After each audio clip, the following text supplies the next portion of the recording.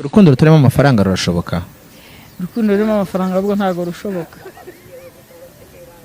Rurimo amafaranga ntirushoboka. Hari abantu nzi bakundanye bakennye, bari bakundanye pe, ariko aho bakiriye birivuye. warangiza ukajya ukumva umuntu aravuze ngo mbese ngo umuntu wahakubereye ukennye ngo noneho ngo ukize ntiwarushaho ngo kumukundwa akaza. Niko numvise umuntu arimo kuvuga niko numvise umuntu ibitekerezo byagiye arimo kuvuga.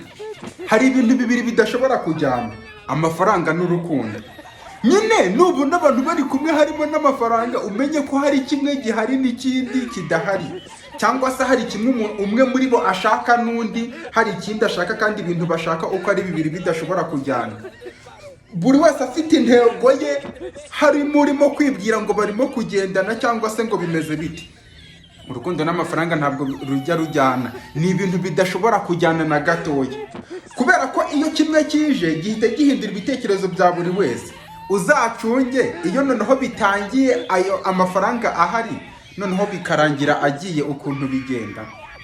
Ba bantu bakundanaga bashobora wenda no kudatandukana ngo bashwana ubiboneye, ariko deep down murabizi neza cyane ko hari ikintu gipfa mu imbere, gipfa hari ikintu gipfamo uko byagenda kose. Ni ibintu bibiri bidashobora kujyana.